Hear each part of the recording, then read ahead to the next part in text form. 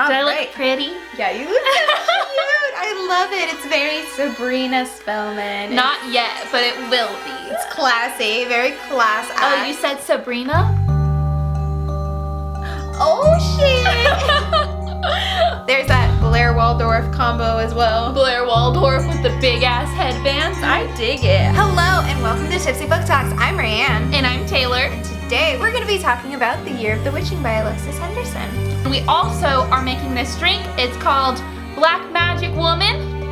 Black Magic Woman. Just like the main character in this novel. I think it looks pretty. It looks dark. It looks cool. Cheers.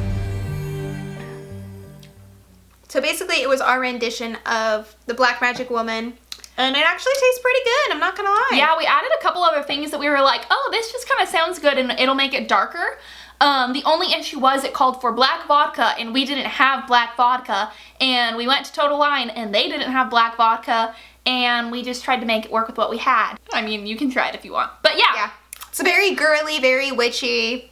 It's fun. Let's get into this. So first we're going to give a summary. This is going to be a non-spoiler review. It is so brand new. We didn't see the point of doing a spoiler review when probably so many people have not even like heard of this yet. Yeah. So non-spoiler review. Please though, if you guys want to talk about this novel, because I want to talk about this novel. If you guys have already read it, go ahead and message me on Instagram at tipsy_book_talks. And I would love to chat about this with you because I have so many thoughts and feelings that we're not even going to get to today. Yeah. Because we're not doing spoilers. But yes, message me. Basically, this is about a young woman named Emmanuel, and it starts with her being born. And basically, right when she is born, her mother dies.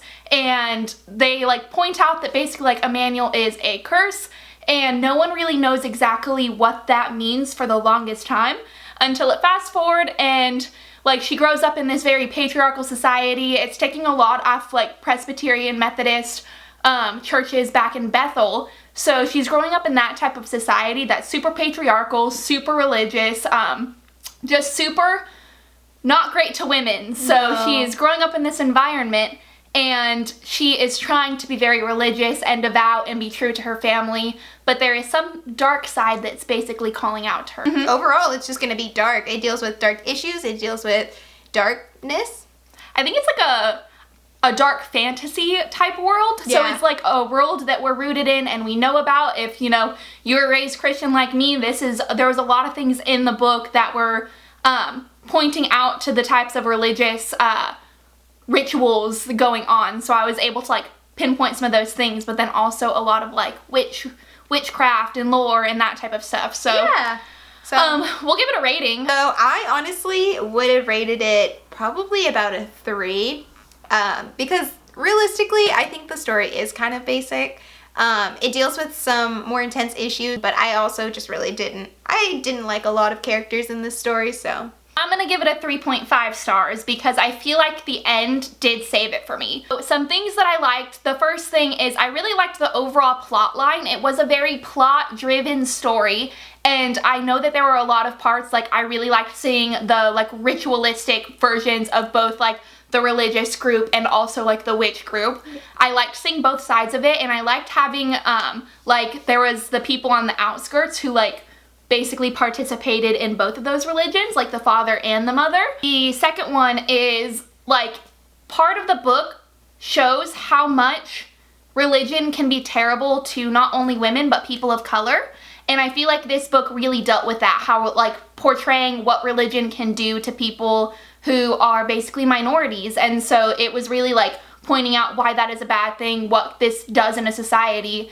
and like the main character is kind of like the poster child of what that is. Honestly, I liked a few of the main characters. I was like, just really quick, they're all introduced within the first few pages of the first chapter, so I really liked Emmanuel, I really liked Ezra, and I really did like Leah as well. I loved Leah. My main dislike was more in part of just how, and I get that it is historically how things were run, but it just makes me so mad. I'm like just watching this entire group, and it's a very cultist style group of just how women are very degraded. I'm like, oh, Oh, this kills me. It makes me so angry. From the get-go, we are straight into this plot and everything starts happening. And in the beginning, I was like, okay, this is kind of cool. It feels a little bit like it's moving a little fast. I didn't really get to know the characters until like halfway through the books.